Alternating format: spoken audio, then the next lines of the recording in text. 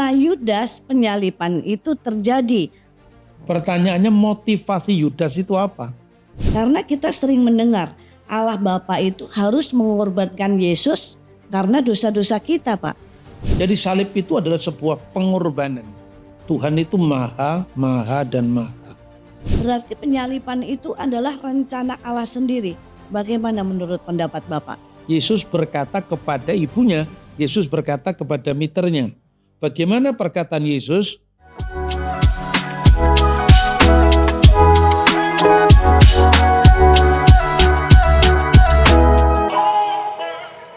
Selamat siang pemirsa, berjumpa kembali dengan OE Podcast hari ini dan kita kembali kedatangan tamu atau narasumber yang luar biasa dan tentunya kita semua udah saling kenal. Beliau adalah Bapak Dr. Bambang Nursena. Kali ini kita akan membahas dengan tema yang berbeda dan pastinya lebih menarik, yaitu Yudas Iskariot itu disebut sebagai pahlawan atau pengkhianat. Izin Bapak, boleh kita mulai? Ya, silakan. Terima kasih Pak Bambang atas kesempatannya kembali berkenan boleh hadir di tempat ini ya Pak ya, di OE Podcast. Kami sangat mendapatkan satu kebahagiaan Bapak boleh berkenan hadir di tempat ini kembali. Kita mulai ya Bapak. Silakan. Ya. Saya pernah Pak membaca buku, judulnya itu adalah Yudas Iskariot itu pahlawan kemanusiaan. Dan penulis buku itu berargumentasi bahwa Yudas itu seharusnya dianggap pahlawan, bukan pengkhianat. Kenapa? Karena Yudas, Yesus disalibkan. Karena Yudas penyalipan itu terjadi, maka kita ditebus dan diselamatkan. Nah, argumentasi ini menurut pandangan Bapak bagaimana Pak? Iya, terima kasih. Salam, saudara-saudara pemirsa. Jadi buku itu saya juga pernah baca. Itu buku lama sekali, tapi buku itu buku polemik ya. Buku polemik itu pendekatannya memang untuk menjatuhkan yang lain, dalam hal ini iman Kristen. Kalau tidak salah, buku itu ditulis oleh namanya Sumajin, kalau tidak salah. Bahkan setelah itu masih muncul buku-buku yang serupa. Misalnya The Gospel of Judas, yang terbit dalam bahasa Indonesia kira-kira tahun 2006 yang lalu. Namun logikanya menurut saya sangat dangkal ya. Pertama, Yudas itu pahlawan atau pengkhianat? Mestinya pahlawan dong. Karena dengan pengkhianatan Yudas itu maka Yesus disalibkan. Dengan penyalipan kita ditebus dosanya kan gitu. Pertama, kalau kita menyederhanakan ya, segala sesuatu itu dilihat dari niatnya. Pertanyaannya, motivasi Yudas itu apa? Apakah Yudas pernah terbersit dalam pikirannya? Saya serahkan aja Yesus supaya Yesus disalib dan supaya ada penebusan. Saya kira tidak. Iya betul. Yudas mengkhianati Yesus karena 30 keping perak. Itu argumentasi pertama. Ya. Jadi segala sesuatu dilihat dari motivasinya, bukan karena hasil kerjanya. Jadi segala sesuatu itu karena niatnya. Dan yang berikutnya, perbuatan seseorang itu dinilai dari hasil kerjanya. Jadi yang pertama itu segala sesuatu dilihat dari niatnya. Dan yang kedua, segala yang dilakukan itu bukan karena akibat atau hasil kerjanya. Jadi pertama karena niatnya Yudas karena 30 keping perak. Dan bukan hasil kerjanya. Iya. Nah, untuk bisa memahami itu, kita bisa misalnya membaca kisahnya Yusuf misalnya. Kisahnya Yusuf misalnya disebutkan dalam kitab Kejadian pasal 50 ayat 20. Kejadian 50 ayat 20, demikian firman Tuhan. Memang kamu telah mereka-rekakan yang jahat terhadap aku, tetapi Allah telah mereka-rekakan untuk kebaikan dengan maksud melakukan seperti yang terjadi sekarang ini, yakni memelihara hidup suatu bangsa yang Ya. besar. Kalau kita lihat ini kan kesimpulan dari kisahnya Yusuf. Yusuf itu kenapa sampai ke tanah Mesir? Ya, Karena dijual ya, Pak, dijual ya. oleh Saudaranya ya. saudara-saudaranya dengan tujuan apa? Motivasinya membunuh dia Membunuh. agar dia mati. Ya. Tapi Tuhanlah pengendali alam semesta, pengendali hidup mati manusia. Ternyata Yusuf ditemukan oleh seorang Ismail dan dijual kepada orang Mesir. Ya, betul. Dengan Yusuf ada di Mesir itu justru Tuhan telah mengubahkan untuk rencana kebaikan. Jadi Tuhan memberikan rencana kebaikan. Dalam konteks ini pertanyaannya adalah apakah berhasilnya Yusuf sampai dikatakan memelihara hidup suatu bangsa yang besar itu jasanya saudara-saudaranya? Bukan ya Pak ya. Karena tujuannya biar mati iya, ya Pak ya. Karena betul, saudara-saudaranya bertujuan supaya dia Iya, mati. iya. Bukan saudaranya mengatakan saya jual Yusuf, Supaya bisa saya masukkan ke sumur Yusuf. Supaya kalau nanti ada orang yang menemukannya dan dia menjadi Perdana Menteri, kan tidak ada seperti itu. Iya Pak. Saya kira clear pertanyaannya bahwa Betul. orang dilihat dari niatnya, motivasinya, dan bukan karena hasil pekerjaannya. Hasil pekerjaan itu Tuhan. Iya. Jadi orang bisa mereka-rekakan kejahatan, tapi Tuhan yang merancangkan kebaikan. kebaikan. Ya. Betul. Jadi itu kita sudah boleh tangkis dengan kisah Yusuf ini ya Pak. Iya, ya? betul. Iya, masalah Yudas ini ya Pak.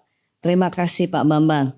Lalu kita berikutnya Pak. Ini yang seringkali menjadi kami sebagai umat Kristiani ini kurang memahami juga. Iya. Nah, semoga dengan apa yang kami pertanyakan ke Bapak dan melalui jawaban Bapak, banyak dari kami nanti boleh semakin mengerti Pak.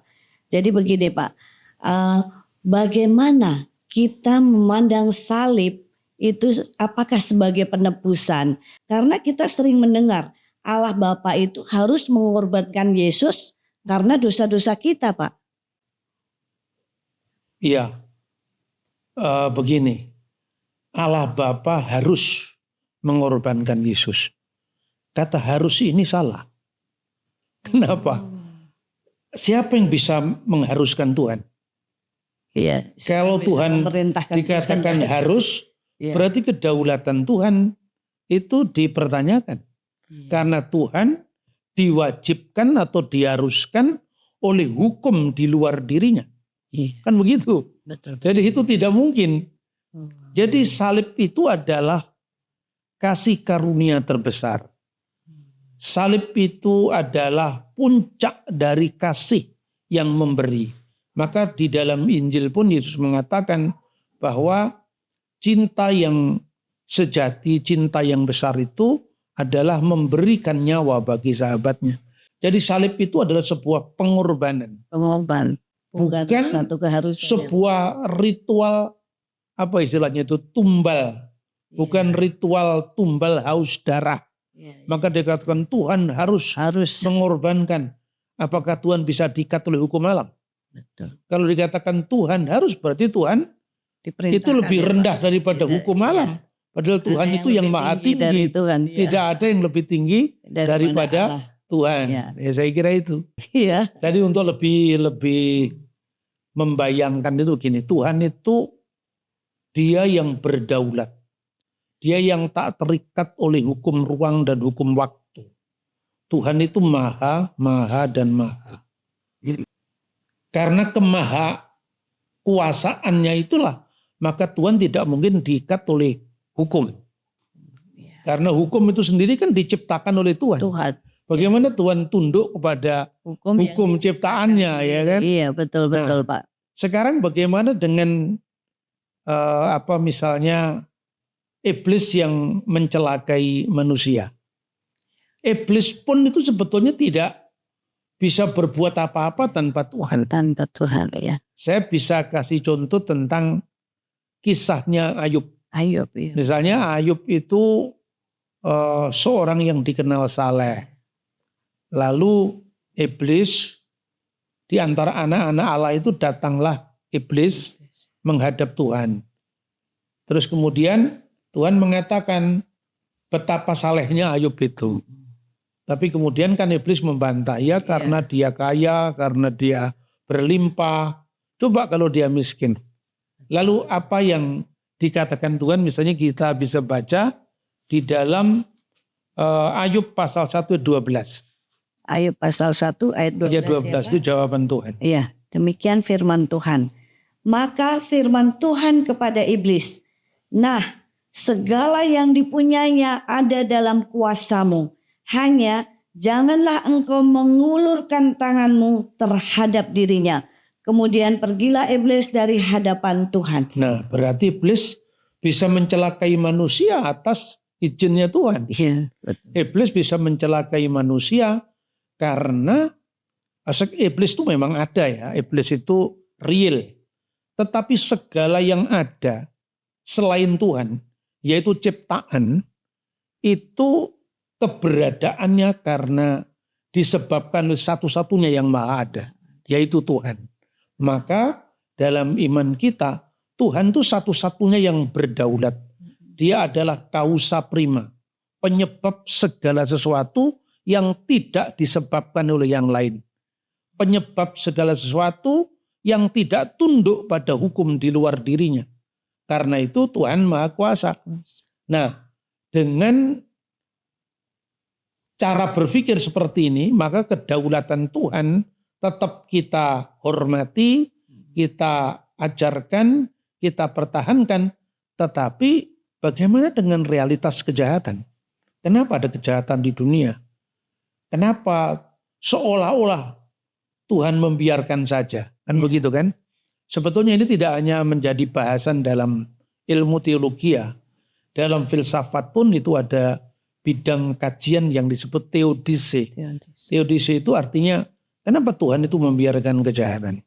Akhirnya jawabannya kira-kira itu karena free will, kehendak bebas.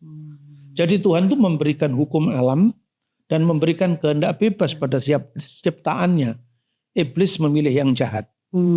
Dan karena dia diberi izin oleh Tuhan, dunia ini berada dalam medan interaksi pertarungan antara yang baik dan yang jahat.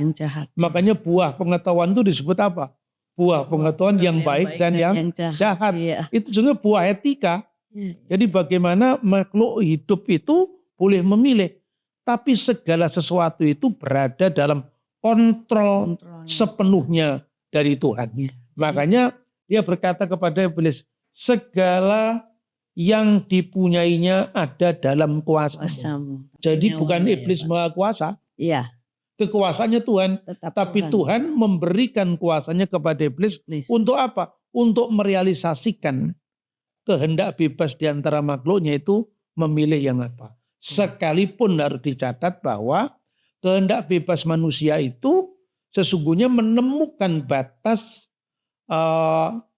menemukan batas minimalnya karena kuasa Tuhan. Kuasa Tuhan. Nah itu yang perlu ditekankan. Kemudian selanjutnya ada agama di dunia ini yang mengenal namanya dualisme. Dualisme itu misalnya agama Zoroaster.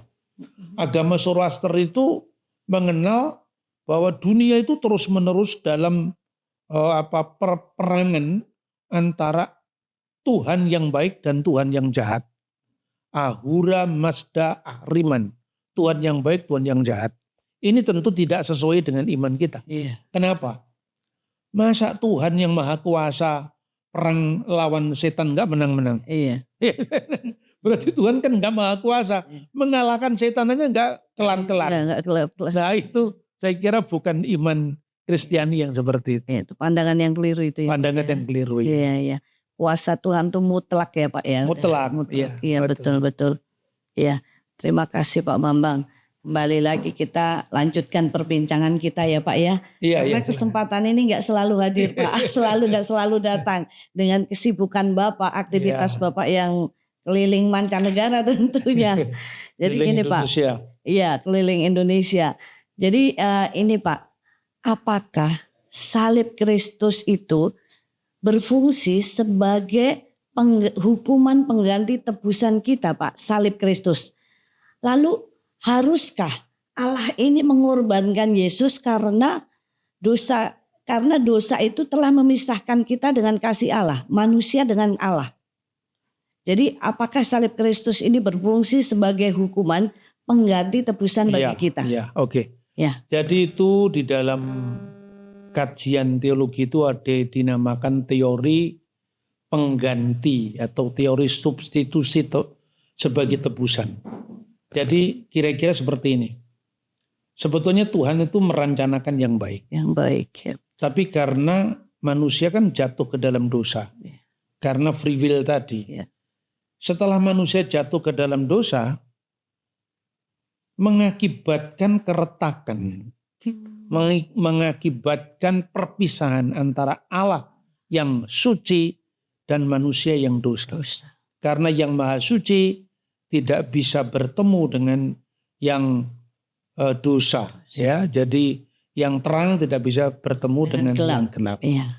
Makanya untuk keterpisahan itu, nah ini yang perlu digarisbawahi, diperlukan penebusan pengganti. Seolah-olah, karena kuasa jahat itu kan dari setan. Setan, ya betul. Maka ketika manusia sudah jatuh ke dalam dosa, ini sudah berada dalam kuasa setan. Makanya harus ditebus seolah-olah membayar hutang kepada setan. Nah, pertanyaan ini kelihatannya kalau nggak dipikirkan ya itu dicermati. Kalau nggak dicermati betul-betul itu bahaya sekali. Karena apa? Sekali lagi, kedaulatan Tuhan. Kita bicara tentang kemahakuasaan Tuhan. Maka boleh dipertanyakan, apakah Tuhan juga sekali lagi seperti tadi terikat keharusan kepada setan? Jadi kata tebusan, kata dibeli, ditawan dalam kuasa dosa misalnya. Itu kan sebetulnya metafor, kiasan. Supaya lebih jelas kita bisa baca 1 Korintus 6 ayat 20. 1 Korintus 6 ayat 20. Ayat 20. Demikian firman Tuhan. Sebab kamu telah dibeli dan harganya telah lunas dibayar.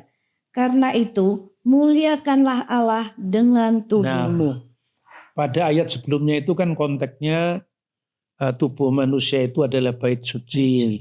Sebab kamu telah dibeli dengan harganya yang lunas dibayar. Ini beli atau beli, tebus itu adalah kiasan. Sekarang gini, apakah pengertiannya dibeli dengan harga yang telah lunas dibayar itu seperti kita membeli barang? Kan tidak. Tidak. Kita dibeli oleh Allah tapi kita tidak kehilangan. Biasanya saya punya barang, ini barang, misalnya HP ini dibeli sama Ibu Hakim. Bapak hilang. Saya telah menerima pembayaran yang mahal, HP-nya. Saya kehilangan HP ini. Iya betul. Apakah ketika kata Paulus telah dibeli dengan harga yang mahal, Paulus pernah kehilangan? Iya tidak. Dia tidak kehilangan. Jadi penebusan dan pembelian yang tanpa kita kehilangan. Jadi ini adalah kata kiasan. Kiasan. Bukan dalam pengertian seperti hubungan perdata. Ya. Hubungan perdata tidak seperti itu. Maka sekali lagi memang di satu pihak ini menurut teori ini, ya, teori penebusan pengganti tadi ya. Allah itu sekalipun dia marah, sekalipun dia murka, kenapa manusia ini tidak sesuai dengan plan saya, rancangan saya? Saya menghendaki manusia selamat, manusia sejahtera, manusia damai. Tapi kenapa manusia jatuh ke dalam dosa? Namun sekalipun marah, Tuhan ingin untuk membebaskan manusia dari dosa-dosa. Sekaligus saja. Lewat penebusan itu ya. Lewat penebusan. Namun rasa keadilannya menghalangi cinta kasihnya. Jadi Tuhan itu antara kasih dan adil. Adil. Rasa kasihnya ingin menuntaskan hutang manusia itu. Ditebus. Tapi keadilannya loh. Kalau ini dibiarkan tidak adil dong. Ini kelihatannya menarik ya. Iya, Tuhan iya. itu kasih, Tuhan itu adil. Tapi sekali lagi pertanyaannya. Berarti ada pertentangan dalam diri Tuhan. Di satu pihak Tuhan ingin menolong. Tapi Tuhan tak berdaya karena dibatasi oleh keadilannya. Sekali lagi berarti Tuhan terbatas. Maka sekali lagi teori penebusan sebagai pengganti apalagi hutang kepada dosa itu tidak bisa dipahami secara harfiah. Itu adalah metafora. Intinya salib itu adalah puncak kasih Tuhan yang luar biasa. Betul. Ini menarik sekali ya Pak Bambang ya. Memang agak sulit dipahami tapi ya. ya kita mesti hati-hati ketika mengemukakan dalil-dalil kitab suci. Saya Harus kira kita pahami dengan betul-betul ini ya Pak ya. Iya, betul. Nggak bisa hanya sepintas saja ini Iya, kita mengerti ya. Iya. Terima kasih Pak Bambang atas penjelasannya yang begitu luar biasa buat kami dan tentunya buat pemirsa Bapak.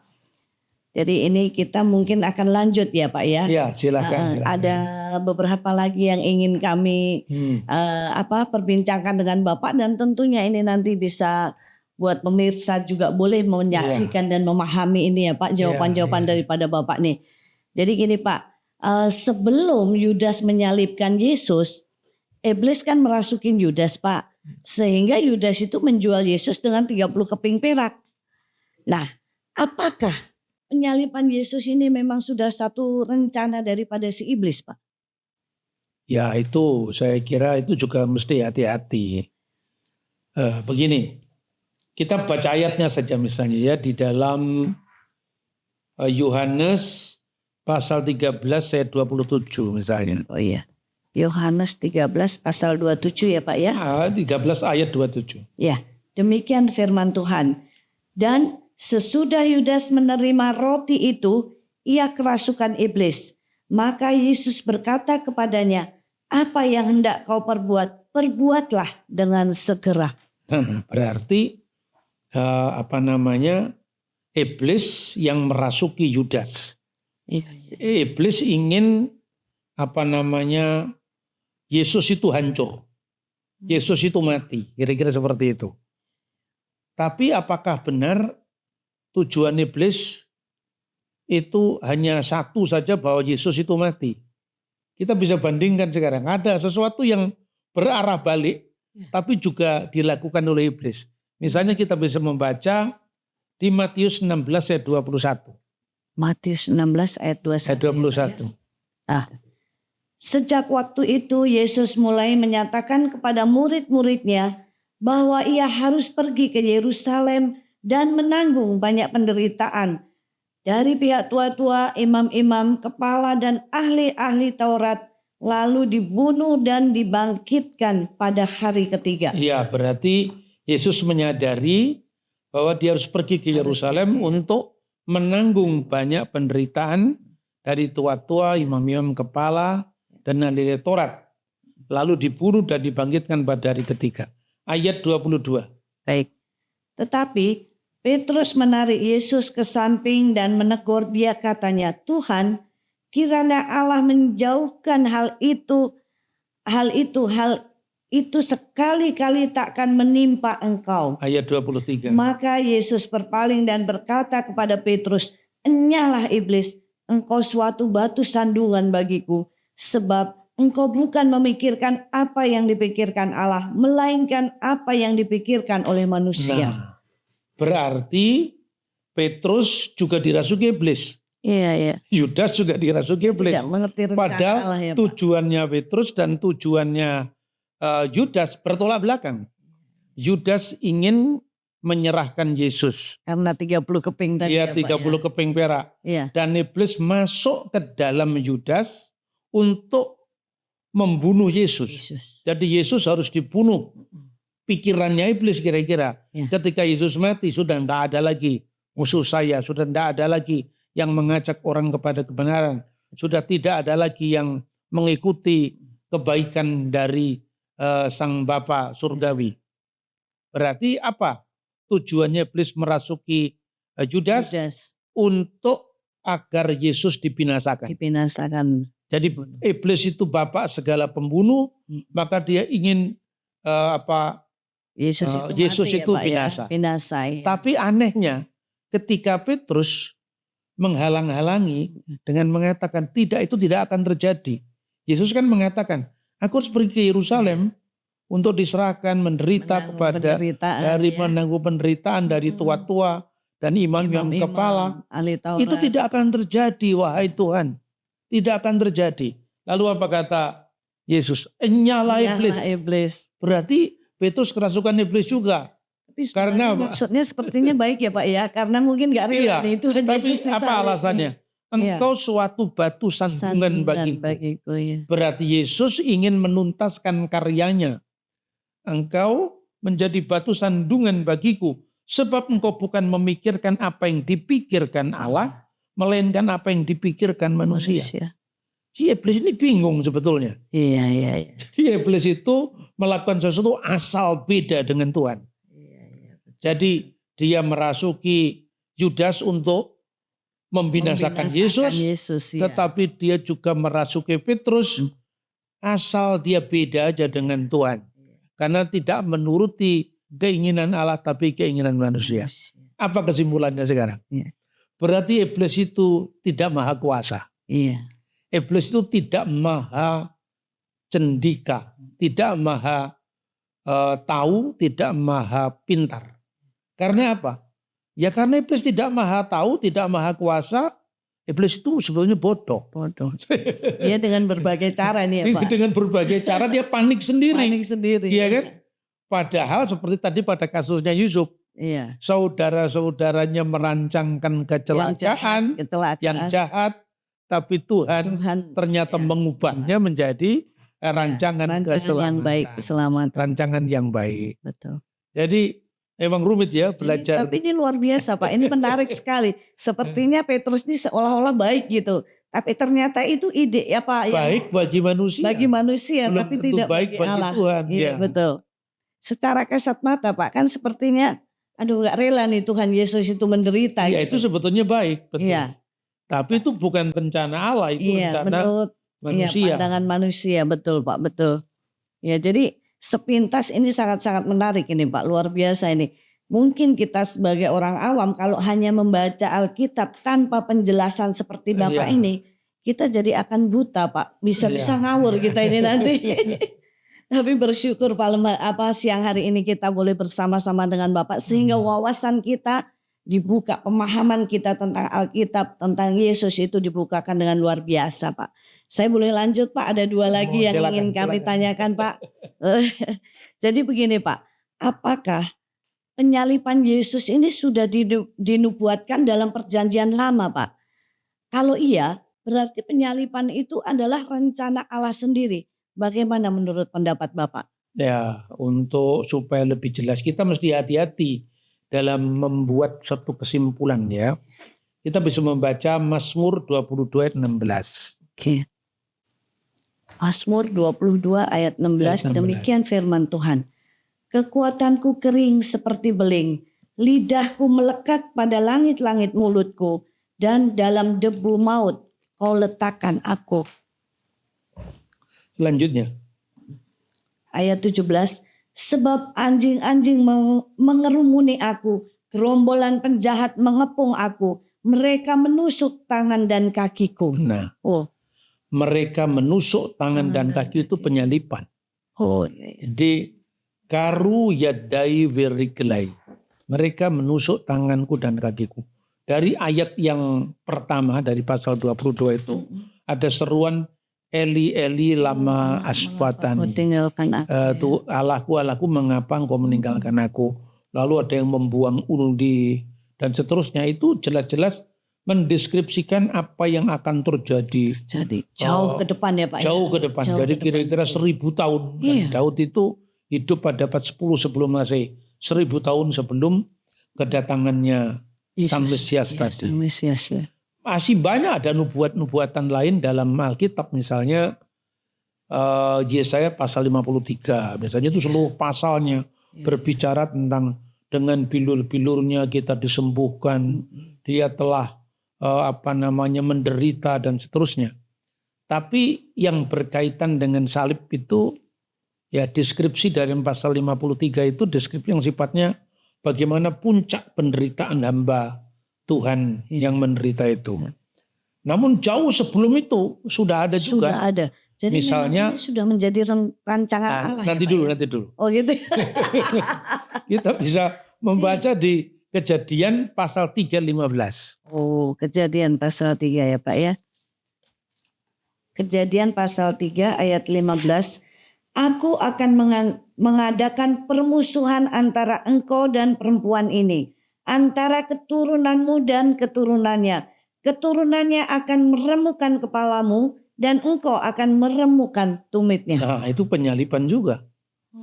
Bagi orang Kristen itu adalah setelah peristiwa itu berjalan ribuan tahun, lalu orang baru memahami, ternyata ini sudah dinubuatkan dalam kitab suci.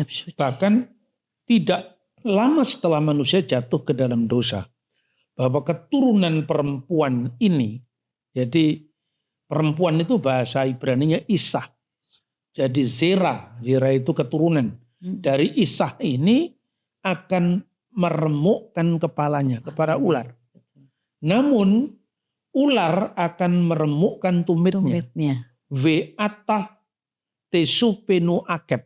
Ve'atah tesu penu akeb. Dan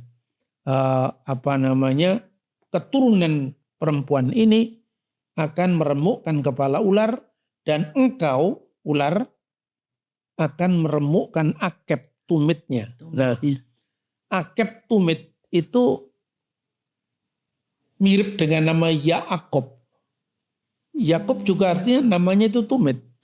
Makanya orang Yahudi menafsirkan teks ini adalah tentang pertarungan abadi antara setan dengan Israel. Karena Israel itu kan keturunan Yakub. Karena tadi dikatakan tentang dan dia dan engkau akan meremukkan tumitnya. Engkau akan meremukkan Yakub.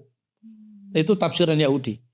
Salah satunya itu ada di dalam terjemahan bahasa Aramaik dari Kejadian pasal 3:51, namanya Targum Yerusalem. Targum itu artinya translation, terjemahan. Namun ini adalah terjemahan yang sifatnya dinamis karena mengandung penafsiran. Lalu di dalam Targum dalam Targum Yerusalem itu ada deskripsi seperti ini. Israel dengan kekuatan jahat atau setan ini terus-menerus berperang. Ketika Israel setia pada Taurat, maka kepala ular diremukkan. Namun ketika Israel meninggalkan Taurat, Israel dihancurkan. Akeb, Yakub dihancurkan. Itu akan terjadi terus-menerus. Kejadian itu akan terus berulang-ulang. Terulang terus ya Pak ya. Sampai katanya hari Sang Mesias. Jadi orang Yahudi juga percaya teks ini punya makna mesianik. Jadi pertarungan jatuh bangun Israel dengan setan. Kalau Israel setia pada Taurat, setan dikalahkan. Tapi kalau Israel meninggalkan Taurat, Israel yang dikalahkan, terus menerus kalah menang sampai kemenangan terakhir di zaman Sang Mesias. Maka bagi orang Kristen, ya akeb memang artinya tumit, tetapi itu terkait dengan Yesus yang dipaku tangannya dan kakinya. Maka engkau akan menghancurkan tumitnya. Itu terjadi pada saat Penyalipan Yesus. Supaya lebih jelas lagi kita akan lihat apakah Yesus menyadari bahwa dirinya sedang menggenapi nubuat itu. Kita bisa baca di dalam Yohanes pasal 19 ayat 25 sampai dengan 27. Yohanes pasal 19 ayat 25 sampai dengan 27, demikian bunyi firman Tuhan. Dan dekat salib Yesus berdiri ibunya dan saudaranya, Maria istri Klopas dan Maria Magdalena. Ketika Yesus melihat ibunya dan murid yang dikasihinya di sampingnya, berkatalah ia kepada ibunya, "Ibu, inilah anakmu." Kemudian katanya kepada muridnya, "Inilah ibumu." Dan sejak saat itu, murid itu menerima dia di dalam rumahnya. Amin. Jadi di bawah salib itu berdiri Ibu Yesus, Bunda Maria. Dan saudara ibunya Maria istri Kleopas. Siapakah Kleopas? Menurut catatan sejarah gereja dari Hagesippus. Hagesippus itu menulis kira-kira abad kedua Masehi. Kleopas itu adalah adik dari Yusuf, suami Bunda Maria. Dan nama istrinya juga Maria. Maria sama. Lalu Maria Magdalena. Ketika Yesus melihat murid yang dikasihnya, siapa murid yang dikasihnya? Yohanes penulis Injil ini. Kemudian Yesus berkata pada ibunya. Kata yang diterjemahkan Yesus berkata kepada ibunya. Yesus berkata kepada miternya. Miter itu artinya, kalau bahasa Latin mater, bahasa kita mother, ibu. Ibu secara fisik. Ya, Ibu secara fisik, ibu secara jasmani. Yesus mengatakan kepada ibunya secara fisik tadi, Yesus berkata kepada miternya, "Gunai, inilah anakmu." Kata guna itu artinya perempuan. Jadi kata yang diterjemahkan Yesus berkata kepada ibunya, Yesus berkata kepada miternya. Bagaimana perkataan Yesus? Perempuan, inilah anakmu. Jadi Yesus menyadari, menghayati dalam dirinya sendiri bahwa dia sedang menggenapi nubuatan Kejadian pasal 3 ayat 15. Keturunan perempuan ini akan meremukkan kepala ular dan engkau akan meremukkan tumitnya. Jadi kira-kira Yesus berkata, "Ibu, engkau sebagai manusia memang lemah. Tapi sesungguhnya engkau berbangga karena hari ini engkaulah perempuan yang dinubuatkan, yang keturunanmu dan aku ini meremukkan kepala ular." Nah, itulah maka Yesus juga sadar. Setelah itu saya tidak bisa membayangkan kira-kira seperti apa perasaan Bunda Maria ya, hatinya, Pak. Secara manusiawi. Anaknya disalibkan dengan menderita yang luar biasa. Tapi anaknya justru menghibur. Perempuan, engkau tidak lagi sekedar ibuku secara fisik, tetapi engkaulah perempuan yang dinubuatkan di dalam kitab Taurat itu, yang keturunannya akan meremukkan kepala ular. Namun Yesus juga sadar, sebagai manusia Maria adalah makhluk yang lemah. Sebagai wanita, maka Maria dititipkan pada Yohanes. Dia berkata kepada murid yang dikasihnya, "Inilah mitermu." Jadi miter yang dikatakan ini juga ibu biasa. Inilah ibumu. Inilah ibu dengan segala kelemahannya. Maka sejak saat itu Bunda Maria bersama dengan Yohanes. Ya. Terus kemudian Galatia pasal 4 ayat 4. Galatia 4 ayat 4. Demikian firman Tuhan. Tetapi setelah genap waktunya, maka Allah mengutus anaknya yang lahir dari seorang perempuan dan takluk kepada hukum Taurat. Nah, setelah genap waktunya, setelah kronologinya genap. Jadi kronos itu waktu yang panjang, waktu penantian yang panjang. Setelah itu tiba waktunya, genap waktunya, Allah telah mengutus anaknya. Bukan utusan biasa ini. Kalau nabi kan utusan biasa. Yesus itu nabi, segala nabi. Maka dia anak Allah. yang lahir dari seorang perempuan. Perempuan lagi yang disebutkan. Keturunan perempuan ini akan meremukkan kepala ulas. Perempuan lagi disampaikan. Dan kata yang dipakai itu terjemahan dari bahasa Ibrani Isah dalam Alkitab bahasa Yunani yang diterjemahkan pada abad ketiga sebelum sebelum Yesus. Namanya Septuaginta. Gunaikos. Gunaikos itu perempuan. Nah ini pentingnya kita mencermati teks kitab suci lebih akurat lagi karena apa? Seringkali ini kalau orang modern memahami teks ini hanya Lukas yang berbicara kelahiran Yesus dari seorang perawan. Yang lain-lain tidak ada. Kenapa perjanjian baru tidak menceritakan kelahiran Yesus yang ajaib dari seorang perawan? Bahkan Galatia cuma mengatakan dari perempuan. Padahal perempuan di sini bukan perempuan biasa. Perempuan yang ditentukan untuk melahirkan sang penyelamat yang menuntaskan karyanya sampai pengorbanan kasih yang terbesar sehingga dia rela untuk menyerahkan dirinya bahkan mati di kayu salib. Jadi ini penggenapan dari Kejadian 3 tadi. Penggenapan dari Kejadian pasal 3 ayat 15 ya. Kalau kita sepintas Pak, bahwa kelahiran Yesus itu hanya tercatat di Injil saja. Tapi ternyata ini sudah dari Kejadian ada dari ya Pak, yang luar biasa ini. Itu Nabi Mika juga mengatakan bahwa karena perempuan yang melahirkan telah melahirkan. Itu teksnya tuh sebetulnya di Perjanjian Lama sudah sangat jelas. Jadi jelas, ya.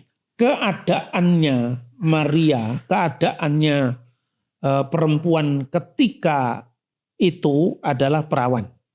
Itu cara kelahiran ajaibnya. Tetapi perannya dia adalah perempuan yang dinubuatkan dalam Kejadian pasal 3 ayat 15 tadi ya Pak ya. Luar biasa. Jadi kita semakin memahami bahwa sebenarnya rencana kelahiran daripada Yesus ini sudah dinubuatkan dari awal ya Pak ya. Ini kita kan kalau awam yang hanya ke gereja, pulang lagi, ke gereja, pulang lagi, kita nggak akan paham ini Pak, nggak akan tahu. Ini luar biasa ini penjelasan Bapak siang hari ini. Terima kasih Pak. Ini sekarang pertanyaan terakhir Bapak. Silakan. Terima kasih. Jadi begini Pak, ternyata tidak sesederhana kita menyimpulkan bahwa penyaliban Yesus ini rencana Allah atau rencana iblis ya Pak. Bagaimana Pak ini menurut Bapak? Kita tidak bisa menyimpulkan dengan sesederhana itu Pak ya?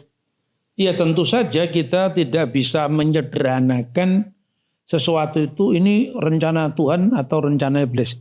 Iblis kan punya rencana juga. Rencananya apa? Membunuh Yesus. Dengan dia dibunuh pikirannya semua akan selesai. Tapi iblis juga bingung. Di satu pihak dia ingin membunuh Yesus, begitu Petrus menghalang-halangi penangkapan kira-kira ya. Janganlah ke Yerusalem kira-kira seperti itu. Yesus mengatakan, kamu jadi batu sandungan bagiku, hai iblis. Hai iblis. Berarti iblis juga terlibat dalam mempengaruhi Petrus itu karena kamu hanya memikirkan pikiranmu sendiri sebagai manusia, bukan pikiran Allah. Nah tadi saya katakan, lalu bagaimana ini? Ini iblis sedang bingung ini. Dia itu berada di dalam situasi di mana mau melakukan ini hasilnya apa dia juga nggak ngerti. Mau tidak melakukan hasilnya apa dia juga tidak mengerti. Tuhanlah yang berdaulat sepenuhnya. Nah untuk bisa lebih menjelaskan itu, pertama bahwa iblis punya rencana, yaitu rencana kecelakaan. Itu jelas. Rencana kecelakaan, bahkan rencana untuk membunuh dia dengan cara yang sehina-hinanya. Termasuk penyaliban. Itu kan rencana membunuh dengan cara yang sehina-hinanya. Dan waktu itu memang hukuman yang paling hina bagi pada zamannya aja Pak. Pada zaman Romawi, bagi warga negara jajahan itu disalibkan. Tapi kalau warga negara Roma asli dipenggal kepalanya. Penggal ya. Tapi juga itu rencana Tuhan. Kalau rencana Tuhan artinya apa? Apakah rencana untuk kecelakaan? Tidak. Apa rencana untuk menghinakan sehina-hinanya? Itu juga tidak. Rencana Tuhan adalah rencana keselamatan. Keselamatan. Tapi bagaimana itu nanti akan terwujud? Ini berada dalam dinamika saling mempengaruhi dalam ciptaan Tuhan yang diberikan hukum sebab akibat ini. Dan tapi harus dikatakan semuanya itu dalam kendali Tuhan. Kendali Allah ya Pak. Nah, untuk lebih paham peristiwa yang sama itu bisa dikalimatkan ini perbuatan iblis, tapi ini juga seizin Tuhan. Coba kita lihat kasusnya ketika sensus Israel. 1 Tawarik pasal 21 ayat 1 nanti supaya dibandingkan dengan 2 Samuel 24 ayat 1. Iya. 1 Tawarik pasal 21 ayat 1. 1 Tawarik 1 1 Tawarik 21 ayat 1. pertama ya Pak ya. Demikian firman Tuhan. Iblis bangkit melawan orang Israel dan ia membujuk Daud untuk menghitung orang Israel. Nah, siapa yang membujuk Daud? Iblis. Iblis. Sekarang baca 2 Samuel 24 ayat 1. Oke. 2 Samuel 24 ya. Ayat 1. Bangkitlah pula murka Tuhan terhadap orang Israel. Ia menghasut Daud melawan mereka, firman-Nya, pergilah, hitunglah orang Israel dan orang Yehuda. Nah, setan apa Tuhan sekarang? Iya. Ini kan mirip pertanyaan. Kalau gitu penyaliban Yesus itu rencana Tuhan atau rencana setan? Dua-duanya toh? Dua-duanya. Ambisi Daud untuk menghitung sensus itu kan untuk meyakinkan dirinya bahwa dia punya kekuatan yang besar. Sehingga dia mengandalkan kekuatan yang besar itu untuk menaklukkan musuh-musuhnya. Kan itu kan pikirannya. Ya, betul. Ambisi itu kira-kira ditumpangi oleh siapa? Iblis, oleh Pak. setan. Iya, setan. Tapi setan itu kan tidak otonom. Tidak pernah ada pandangan bahwa Tuhan melawan setan nggak menang-menang. Semua itu dalam kendali Tuhan. Seizin Tuhan Maka ya Pak. kedaulatan Tuhanlah yang berkuasa atas segala peristiwa di muka bumi ini. Jadi kalau dikatakan salib itu bukan rencana setan, itu artinya bahwa segala sesuatu itu berada dalam kedaulatan Tuhan. Tapi kalau dikatakan penyaliban itu rencana iblis, itu artinya rencana iblis bukan untuk keselamatan, rencana iblis untuk menghancurkan pekerjaan Allah. Jadi masing-masing punya rencana. Sama dengan rencananya saudara-saudara Yusuf untuk membunuh dan mencelakai adiknya atau saudaranya. Tapi Tuhan bisa mengubah menjadi kebaikan bahkan keselamatan banyak orang. Iya, betul. Nah seperti itu. Jadi yang seperti ini tidak mudah untuk kita rumuskan seperti rumusan matematika. Langsung kita menyimpulkan ya Pak. Bisa, tapi artinya ya. Oke, kalau disebut ini rencana Tuhan, apakah Tuhan punya rencana kecelakaan? Apakah Tuhan punya rencana untuk menghinakan dengan pembunuhan sehina-hinanya? Tapi kalau tidak, kenapa kok di dalam teks-teks kitab suci jelas sekali mereka menusuk tanganku dan kakiku dengan bilurnya ketika Yesus dicambuk itu ada kesembuhan, ya kan? Iya betul. Tapi kalau orang mengatakan itu rencana iblis, masa Tuhan tidak bisa mengalahkan setan? Iya, masa nggak bisa melawan dia? Jadi artinya apa? Tuhanlah yang berdaulat, Tuhanlah yang maha kuasa, dan siapapun termasuk setan, manusia, makhluk-makhluk hidup yang ada, malaikat, ini hanya berada di dalam kedaulatan Tuhan. Semua seizin Tuhan ya Semua Pak, ya? seizin Tuhan. Iya. Tapi ingat, segala sesuatu diadili berdasarkan motivasinya, berdasarkan niatnya, bergantung niatnya, bukan dari hasil kerja.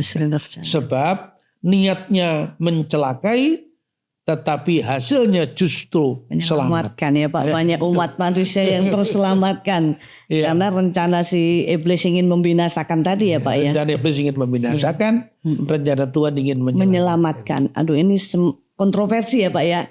Seperti kontroversi. Padahal sebenarnya bukan. Iya, Jadi kayak kasusnya Kejadian 3 ayat 15. 15 tentang kata Akeb tadi. Ya. Bagi orang Yahudi itu menafsirkan Akeb itu Yakub. Karena itu pertarungan abadi antara kekuatan jahat yang membisikkan dalam jiwa manusia itu yang namanya Yeser hara, kehendak jahat. Tapi di pihak lain juga Tuhan lewat kehendak baik, ya kehendak baik Yeser hatop itu terus menerus bertarung sampai di zaman Mesias. Jadi di zaman Mesias semua itu akan dipenuhi. Nah, karena teman-teman agama Yahudi belum percaya Yesus, maka ya Akeb di situ tinggal sebagai Yakub sebagai Israel, tapi bagi orang Kristen bukan sekedar Akeb itu merujuk kepada Israel secara simbolis, tapi benar-benar tumit dari kaki sang Mesias yang dikalahkan oleh ular, yang dihancurkan oleh diremukkan ya Pak ya. Namun Allah Bapa telah membangkitkan dia. Nah ini nggak usah dipertentangkan nantinya. Jadi Yesus bangkit sendiri atau dibangkitkan? Itu kadang-kadang orang itu pertanyaannya nggak bermutu.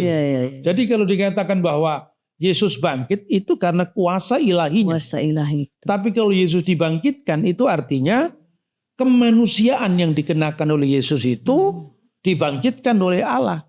Yang dalam diri Allah itu ada firman-Nya yang kekal, ada rohnya yang kekal. Itulah Allah Tritunggal. Allah Bapa, Allah Anak, Roh Kudus Pak ya. Seperti itu. Aduh luar biasa Pak. Sangat siang hari ini saya secara pribadi merasa diberkati. Merasa saya banyak sekali Pak yang Bapak berikan penjabaran kepada kami dan tentunya kepada pemirsa. Ini sangat luar biasa Pak. Saya secara pribadi dan seluruh tim dari OE Podcast berterima kasih kepada Pak Bambang. Kami semua berharap lain kali Bapak boleh singgah lagi ke tempat kami Pak. Supaya kebenaran firman Tuhan ini boleh disebarluaskan. Dan banyak jiwa-jiwa boleh diselamatkan Pak Bambang. Terima kasih, Tuhan memberkati dan memakai Bapak lebih hari lebih heran lagi. Terima kasih Bapak, terima kasih. Bagi seluruh pemirsa OE Podcast yang telah menyaksikan tayangan kami ini, semoga tayangan ini boleh bermanfaat dan menjadi berkat bagi kita semua. Sampai jumpa pada podcast-podcast berikutnya. Tuhan Yesus memberkati. Ya.